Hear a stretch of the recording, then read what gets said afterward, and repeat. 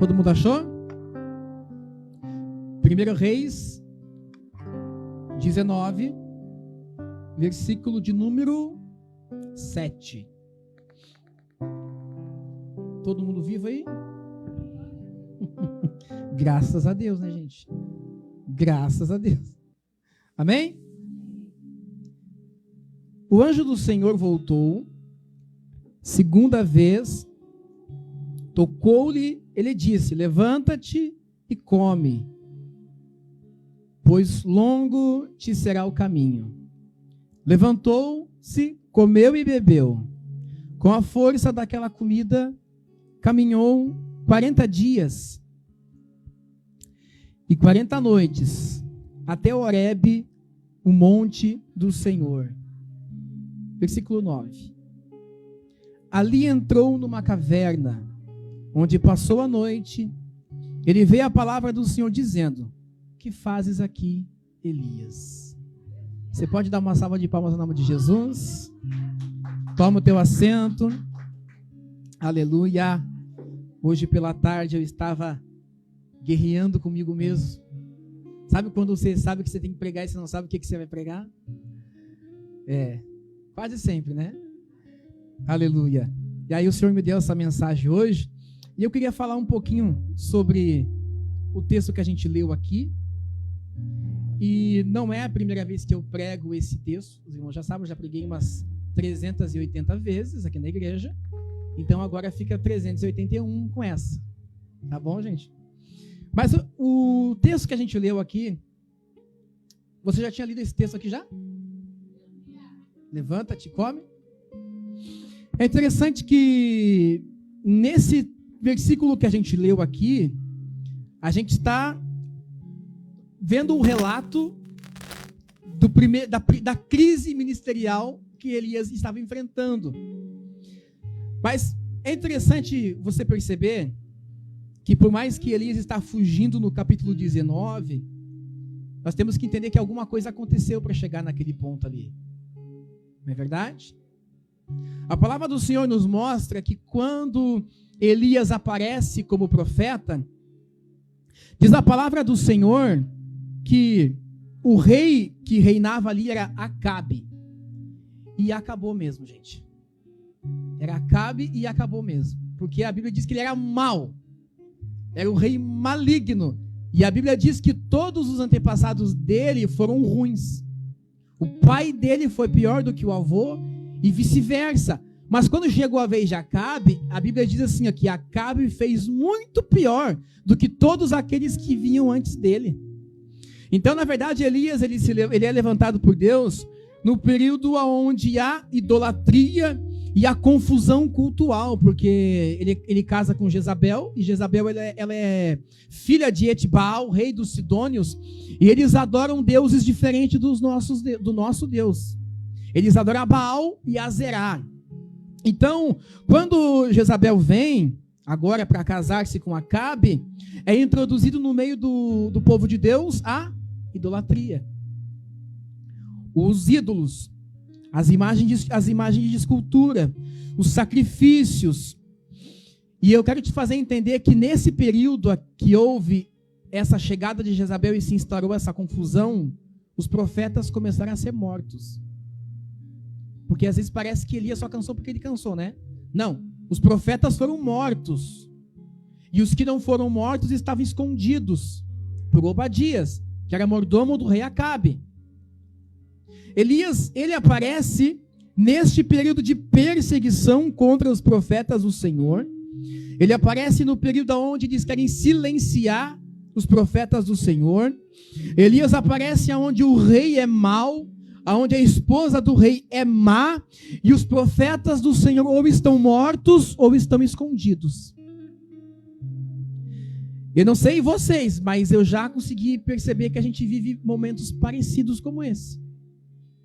Na nossa época. Elias, ele aparece no capítulo 17, e Elias tem a intenção de confrontar o rei Acabe por causa da idolatria que se estava instaurada no meio do povo. A primeira aparição de Elias ele diz assim para o rei: segundo a minha palavra, não chove. E a Bíblia diz que não choveu. Tiago ainda acrescenta, acho que é Tiago 5,17, que por 3 anos e meio não choveu. Não caiu orvalho sobre a terra, nem sereno caía sobre a terra. Sabe essa serraçãozinha que a gente vê de manhã? Não tinha isso aqui. Segundo a palavra de Elias, não houve. Elias, ele é alguém que conhece o poder de Deus manifesto. Não é verdade? Aí quando começa a faltar água, o Senhor diz para Elias, vai para o Querite. Capítulo de número 17, versículo 7. Quando Elias chega no Querite, ele passa agora a ser alimentado por corvos toda manhã. Toda manhã, corvos chegavam lá, com carne e pão. Bebia água do rio. A questão é, você consegue perceber que Elias ele é levantado, está cumprindo o seu ministério, e quando a crise chega, ele é mantido por Deus? Ele está sendo mantido por Deus, mesmo em meio à crise. E mesmo quando o primeiro recurso acabou, Deus enviou outro. Porque o recurso da água terminou, o rio secou. O ribeiro secou. O ribeiro secou e no 17, versículo 8, o Senhor diz para Elias, vai à cidade chamada de Sarepta, porque lá eu ordenei a uma viúva que te alimente. E eu quero fazer um desafio contigo. É que você chegue e você leia todo o capítulo 17 e quarta-feira você mostre para mim onde é que está dizendo que Deus falou com ela ali. Mas o Senhor disse para Elias, eu já ordenei uma viúva que te alimente. Peraí, pensa comigo. Uma viúva. No contexto bíblico da época, você ser mulher já era algo muito ruim. Não, é verdade, a cultura ela era assim mesmo. Você ser uma mulher viúva, então, era algo muito pior. Porque você não tinha como se sustentar. Eram os maridos quem sustentavam. Mas Elias, ele escuta a direção de Deus e ele vai até o lugar onde Deus lhe havia ordenado. Deus supriu Elias no começo da crise. Quando o suprimento da crise acabou, Deus abriu outra porta. Porque Deus é um Deus que sustenta aquele a quem Ele chama.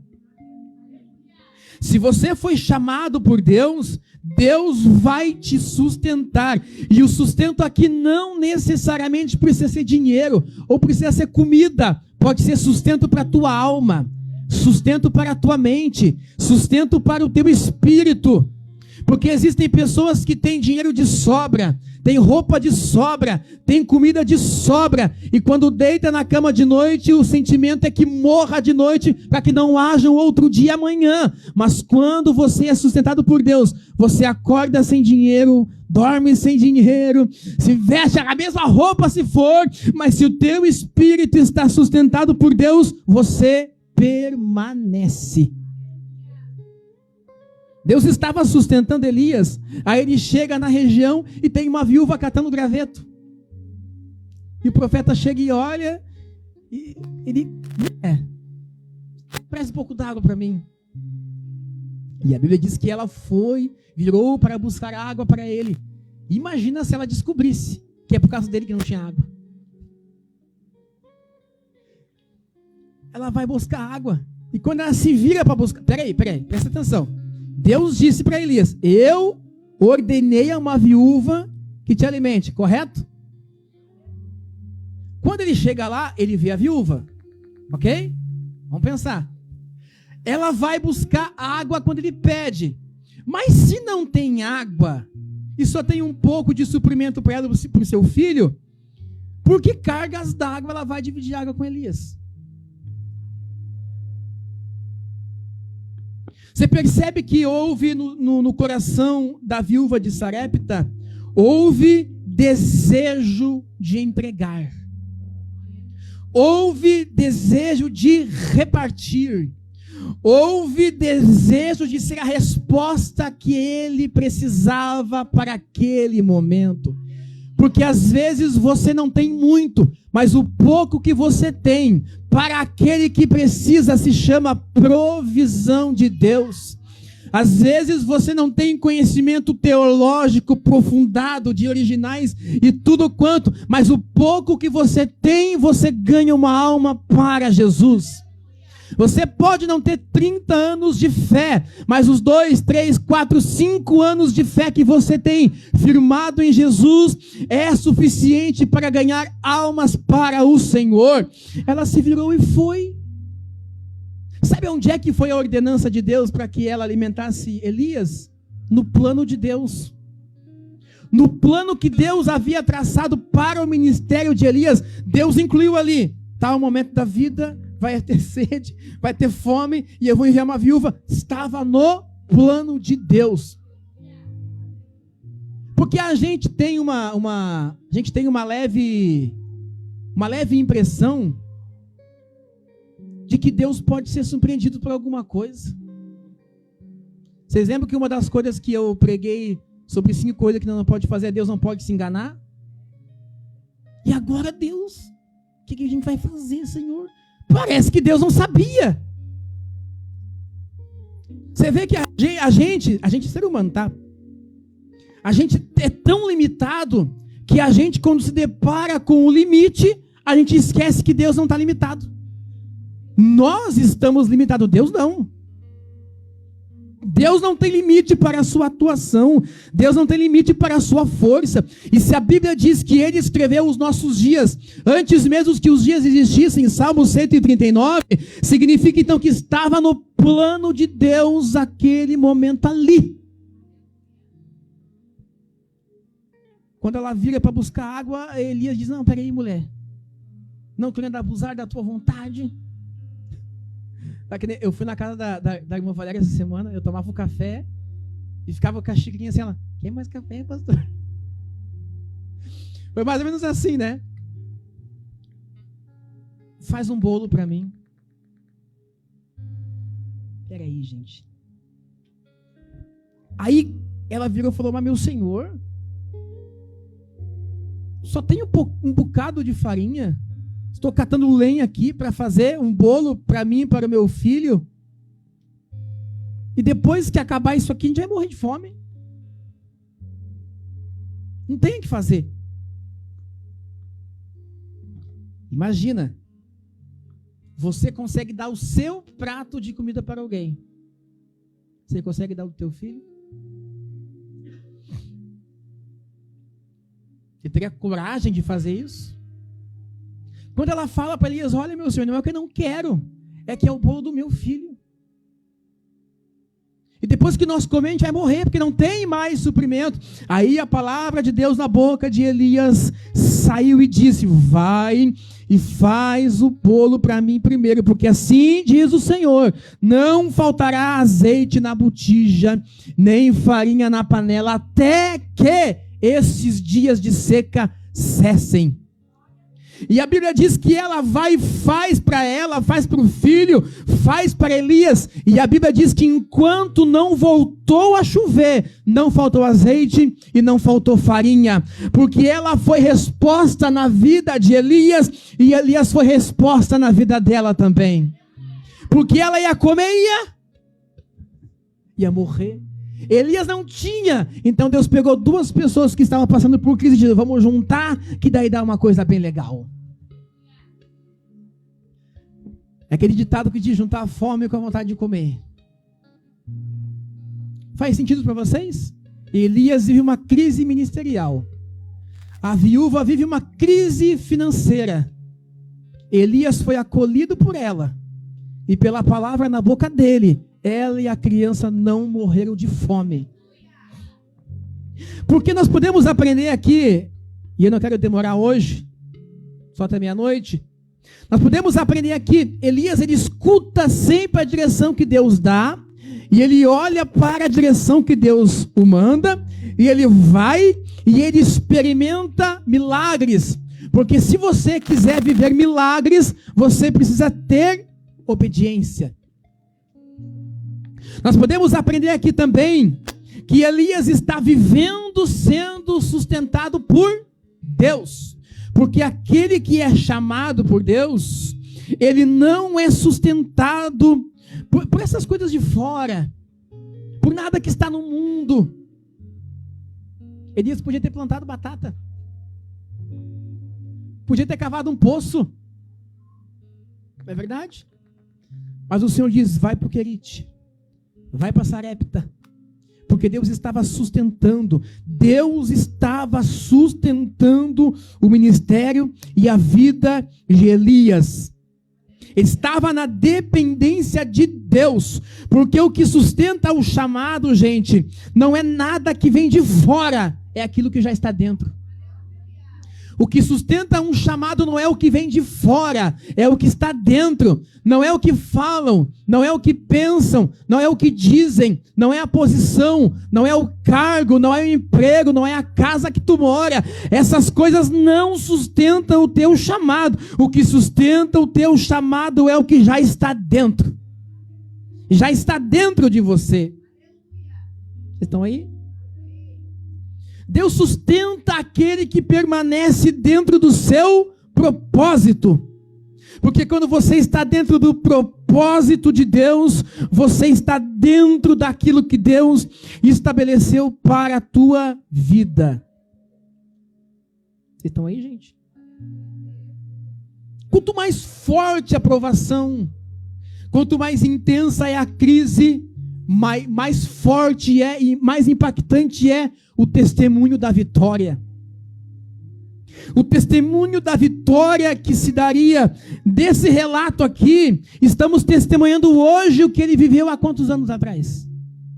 Quanto maior é o nível da tua angústia, maior será o nível do livramento.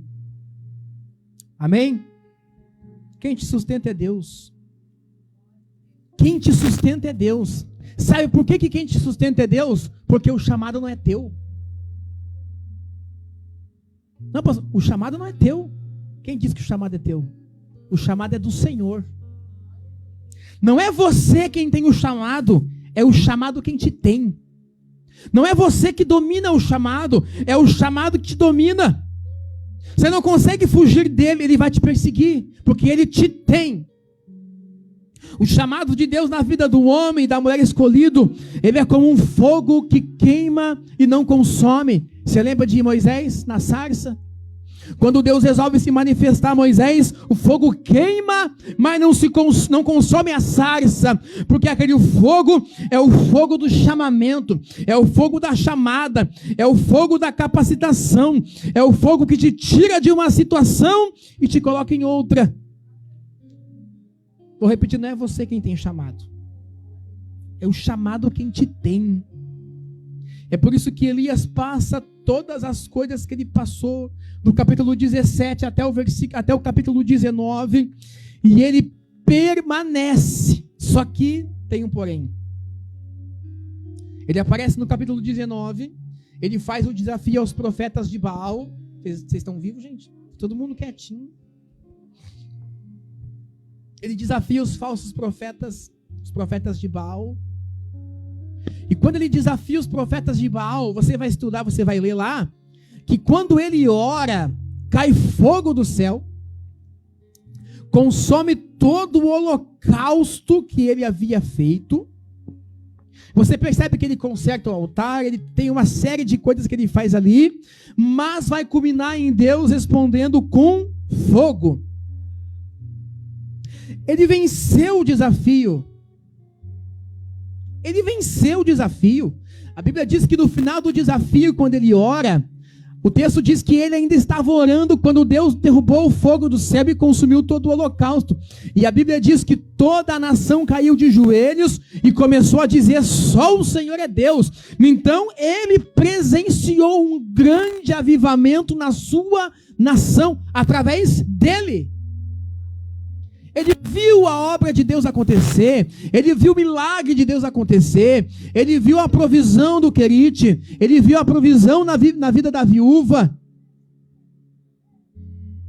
Elias viu Deus ressuscitar um morto, porque o texto diz que o filho da viúva morreu, e Elias ora e o menino volta à vida. Só que depois que ele vence os profetas de Baal,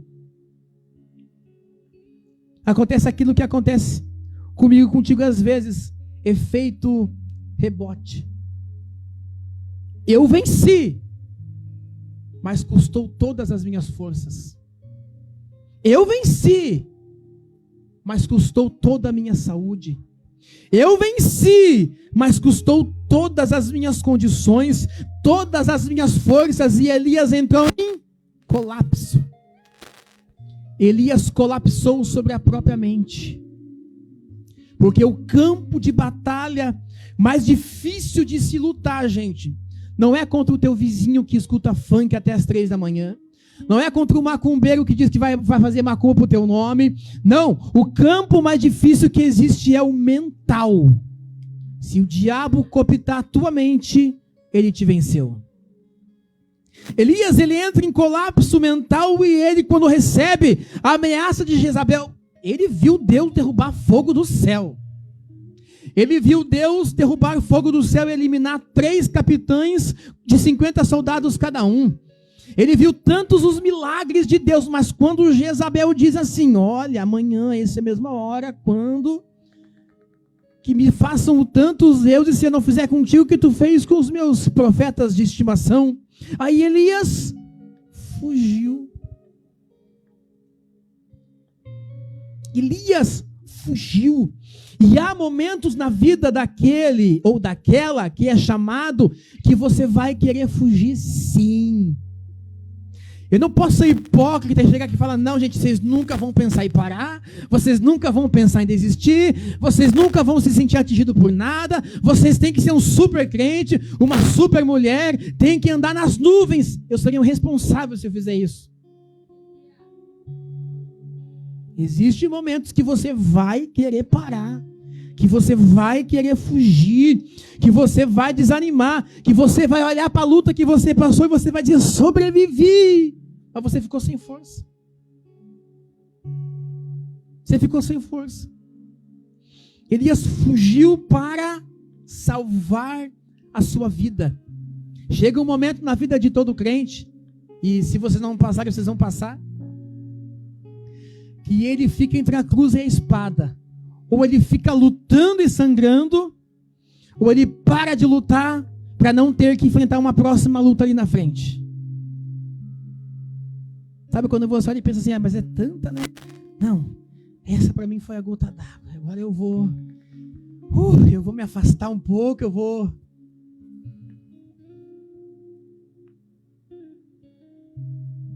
Isso aí é o chamado, gente. Vocês não queriam ser usados? Ou vocês só querem o céu? Deixa eu falar uma coisa para vocês. O céu é para quem trabalha.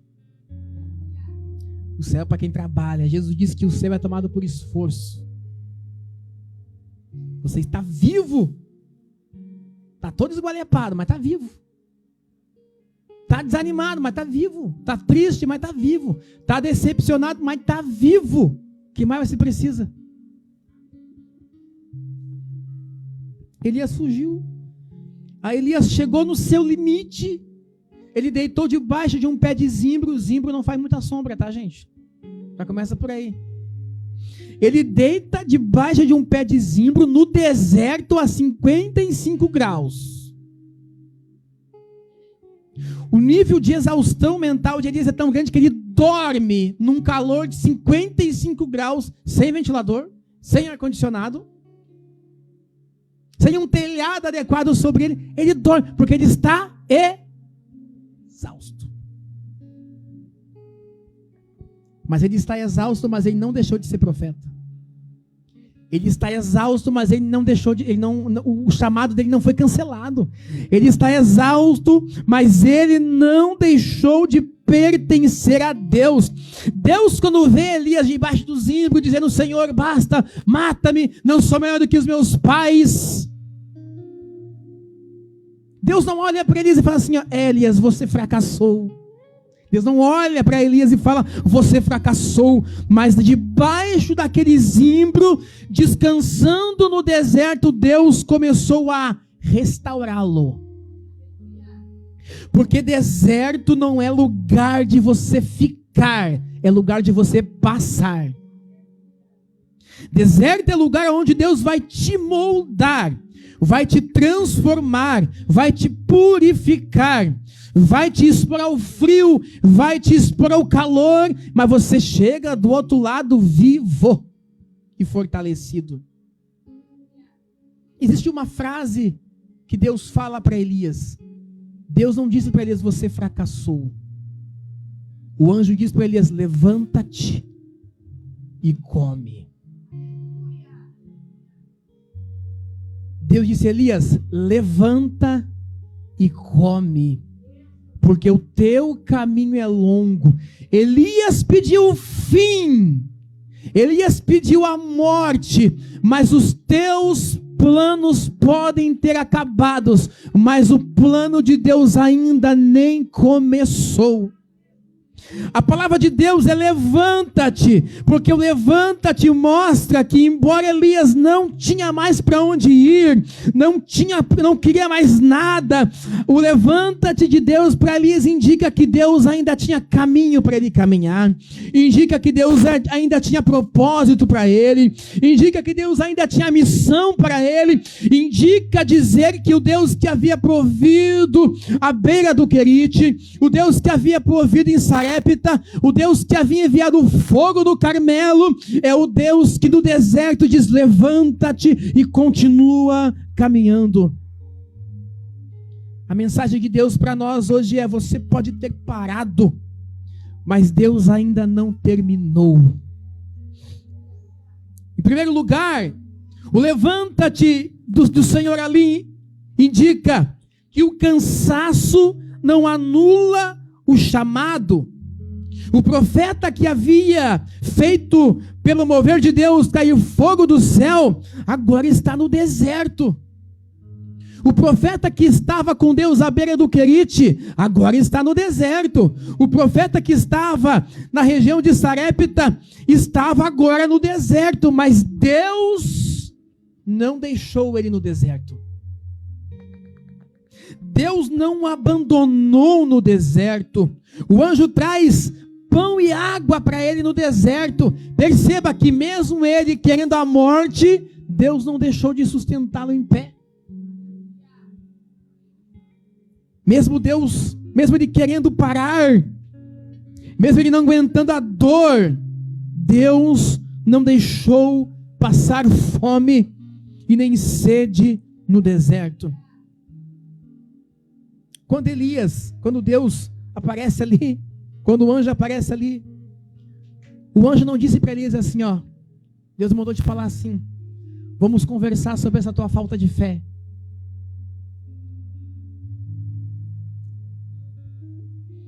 Deus não chegou acusando Elias, olha, vamos falar dessa tua falta de fé. Deus chegou apresentando, Deus se apresentou cuidando de Elias. Porque a maior forma de você ver Deus agir na sua vida não é quando o fogo cai. Não é. É nos cuidados que Deus tem comigo e contigo dia após dia. Nós somos espirituais, somos homens e mulheres de Deus, mas ainda assim somos seres humanos e precisamos dos cuidados de Deus. Nós precisamos falar sobre isso hoje, para a gente entender que as nossas limitações não limitam a Deus. As nossas limitações não põem um ponto final em Deus. É Deus quem dita as regras, não é as nossas limitações. É Deus quem determina onde você vai chegar, e não as suas condições. Mas uma coisa é, não devemos transformar o nosso desânimo em moradia. Você está no deserto, mas você não é do deserto. Transformar as nossas limitações em moradia é você viver a vida toda com sentimento de arrependimento, a vida toda com sentimento de remorso, a vida toda preso com a tua consciência e com o teu coração magoado e ferido, e você não sai daquilo ali. Isso é fazer moradia no deserto. Você passou por esses problemas, você não é destes problemas. Você passou por este deserto, mas você não é do deserto. O deserto é o lugar que você precisa passar. As dificuldades são lugares que você tem que passar. O teu passado te foi necessário. A vida que você levou até conhecer Jesus foi necessária, mas você não pode ficar preso a isso. Quando você fica preso a isso, acontece conosco o que aconteceu com o povo de Israel no deserto. Rodaram no deserto e acabaram morrendo por lá mesmo. Mas você não vai morrer no deserto. Você não pode morrer no deserto. O Senhor vê Elias dormindo debaixo do zimbro. E por 2 vezes o anjo fala com Elias. A primeira vez, o anjo acorda ele come e volta a dormir. Ele come e volta a dormir. Imagina você, 3 horas da manhã, você sente alguém te chamar, e quando tu abre os olhos, tem um anjo do Senhor do teu lado. Ele fala, levanta, come. O que você faz? Você vai levantar. Não é verdade? Elias viu o anjo do Senhor, comeu e voltou a dormir.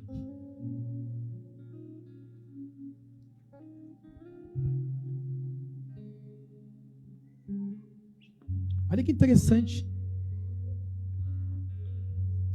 Deus não disse para Elias, ok, Elias, fica debaixo da árvore.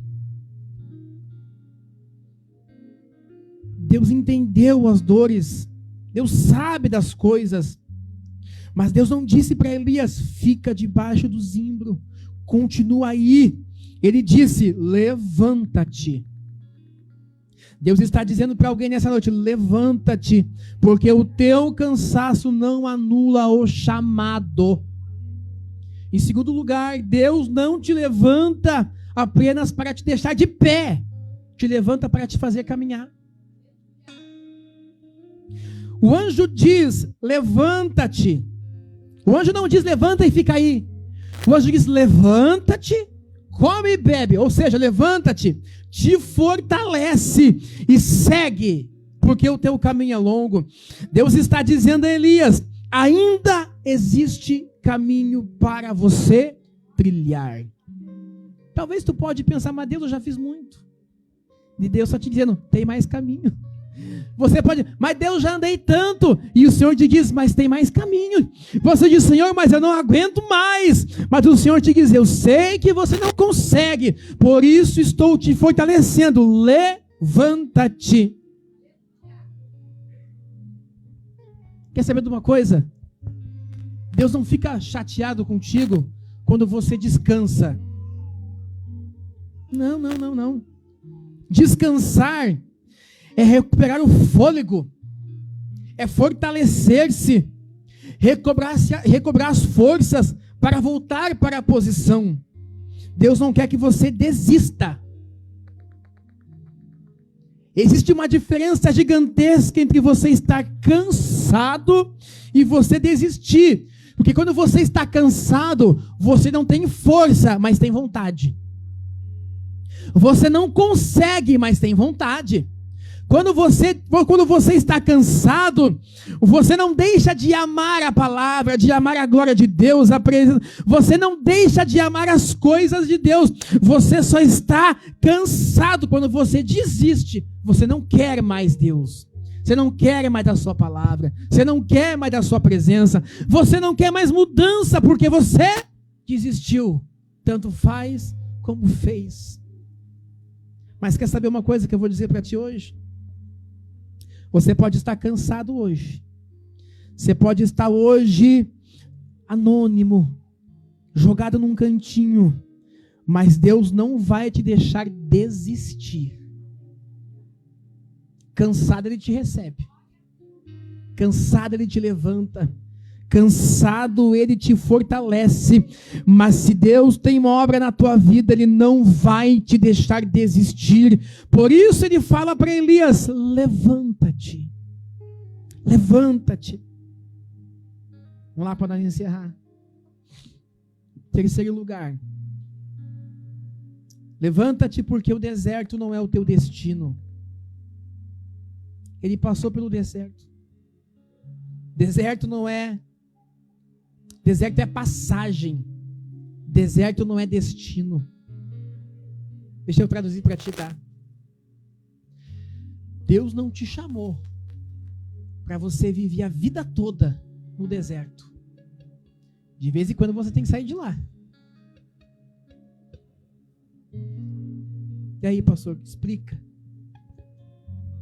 Você pode estar passando por essa fase hoje.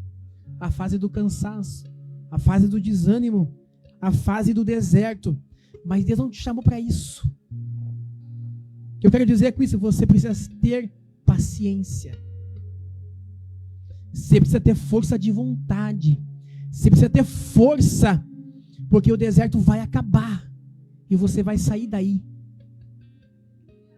O apóstolo Paulo diz que a vontade de Deus para a nossa vida é boa, perfeita e agradável. É da vontade de Deus que a gente passe, mas não que a gente morra ali. É da vontade de Deus que você entre no deserto, seja aprovado, seja moído de vez em quando, mas o deserto tem prazo para terminar. Não escolha ficar parado debaixo de um zimbro no deserto, porque você está debaixo do zimbro. Mas ainda está no deserto. Eu não vou me envolver porque eu estou com muita luta. Você não se envolve e continua no deserto igual. Eu não vou orar mais, porque quanto mais eu oro, mais luta. Você vai deixar de orar e vai continuar no deserto igual. Não vou tomar a ceia, porque esse mês vai ser mais difícil. Você não vai tomar a ceia e vai ser difícil igual. Ou seja, não é o lugar, é o que está aqui. Não é a condição, é o que está aqui. Você pode estar no deserto hoje, mas a palavra de Deus é: levanta-te e segue caminhando. Não transforma o deserto na tua casa. Deus não te chamou para ser uma pessoa eternamente sofredora, eternamente triste. Deus te chamou para ser alegre na sua presença.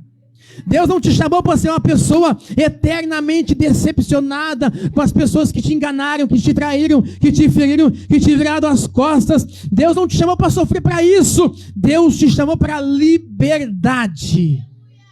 Quando você é livre, você decide se fica ferido ou não. Você decide se guarda a mágoa ou não, se guarda a raiva ou não, se fica com essa decepção ou não. Você é livre.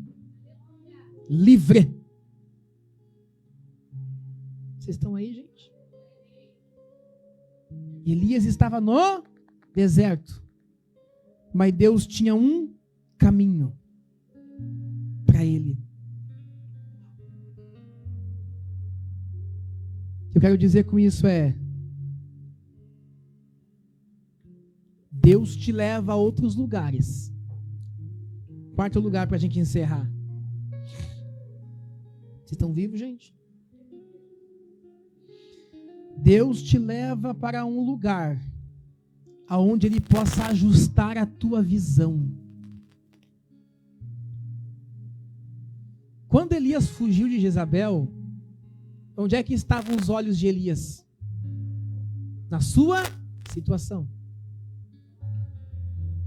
Quando Elias deita debaixo do pé do zimbro e deseja a morte, aonde estavam os olhos de Elias? Na sua situação. Quando você foca demais no teu sofrimento, você tira os olhos de onde sempre deveria estar, que é no propósito. E você se coloca acima do propósito de Deus. Eu não estou acima do propósito de Deus, e nem você.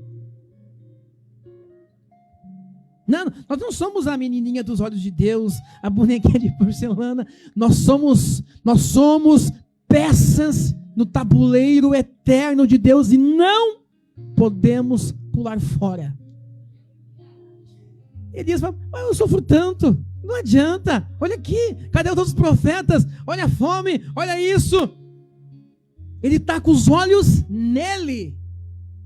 está com os olhos no seu problema.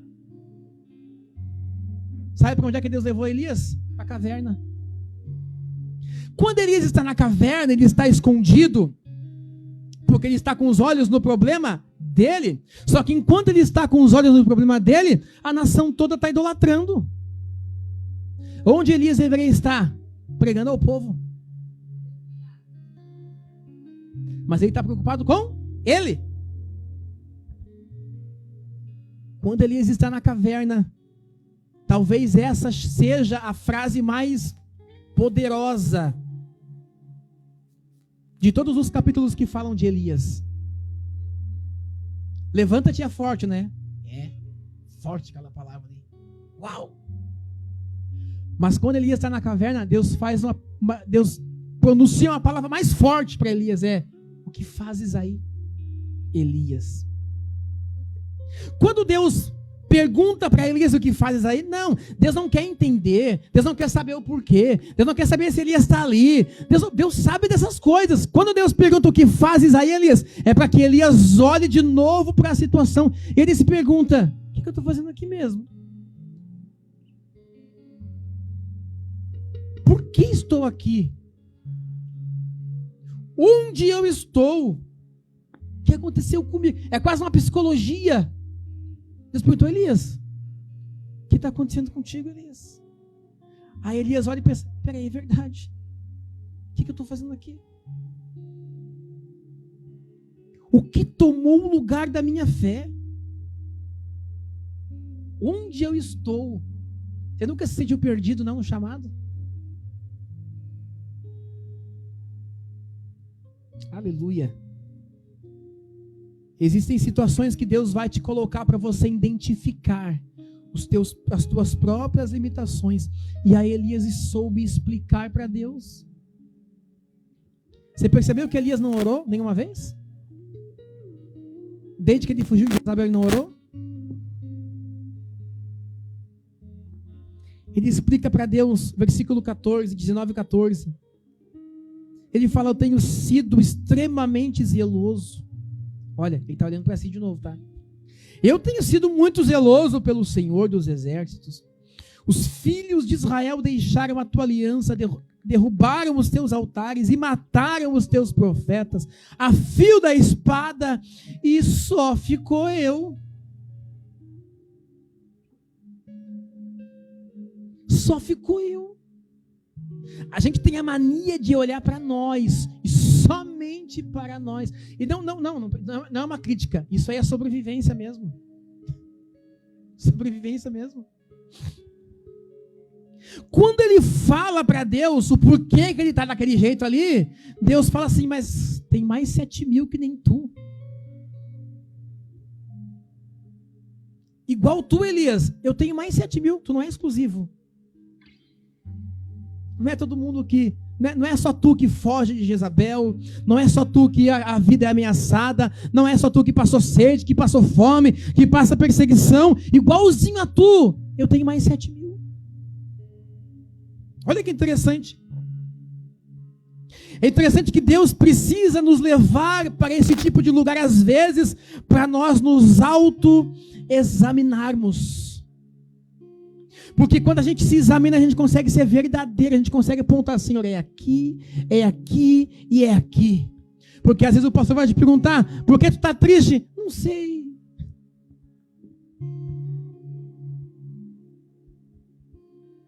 Às vezes o marido pergunta, o que houve? Não sei. A mulher pergunta para o marido, o que tu tem? Não tem nada.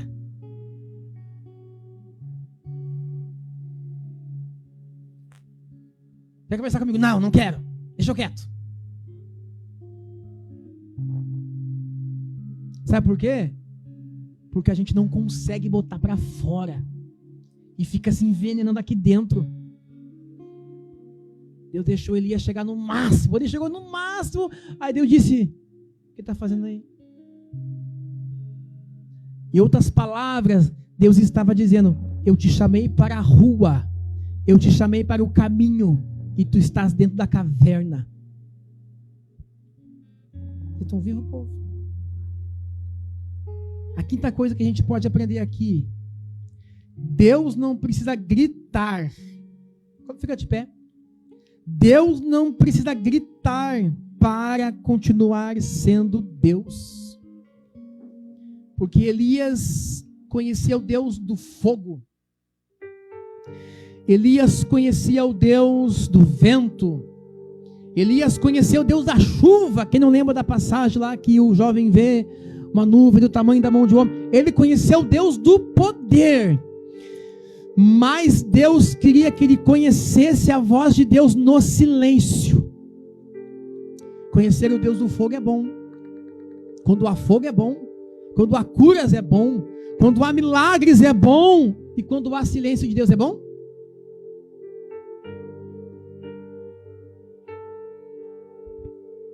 Vou perguntar de novo. Quando há fogo é bom. Quando há profecias é bom. Quando há curas é bom. Quando há prosperidade é bom. E quando há silêncio de Deus é bom?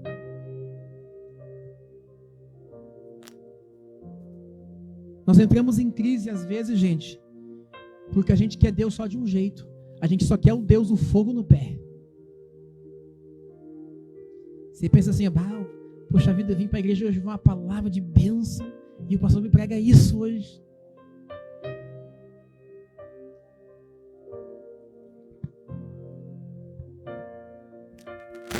É maravilhoso, é extremamente valioso e importante para o homem conhecer o Deus do monte, o Deus do fogo, o Deus que abre o mar, o Deus que multiplica a água, o Deus que abre o mar, que multiplica pão e peixe.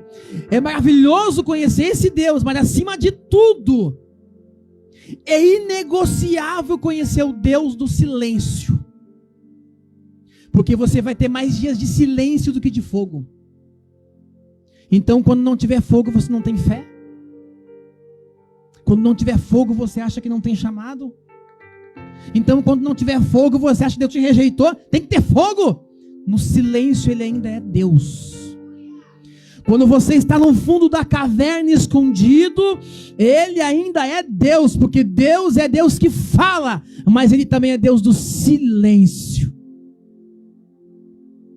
Ele silenciou-se 400 anos. E quando ele fala de novo, ele fala pela boca de João Batista, pregando: arrependei-vos porque está vindo o reino dos céus.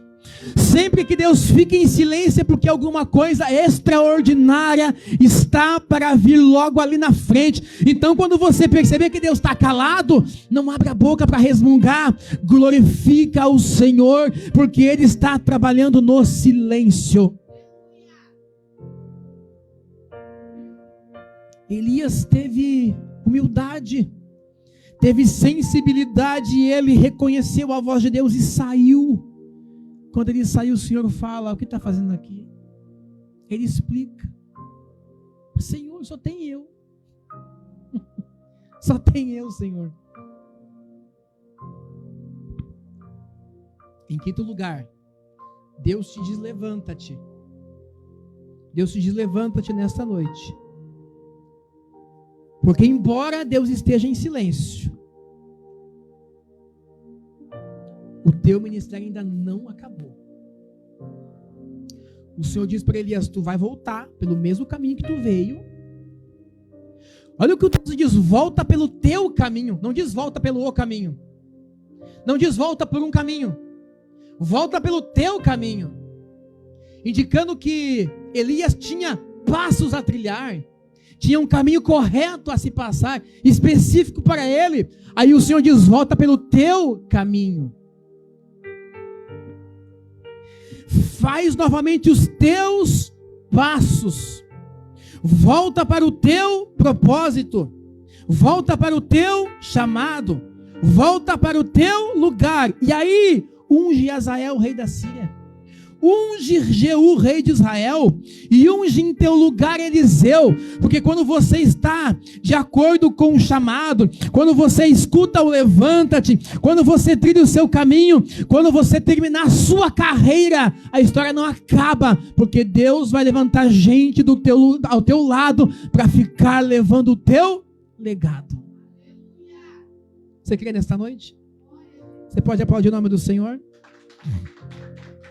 Quero pedir para as diaconisas passar aqui na frente. Aleluia.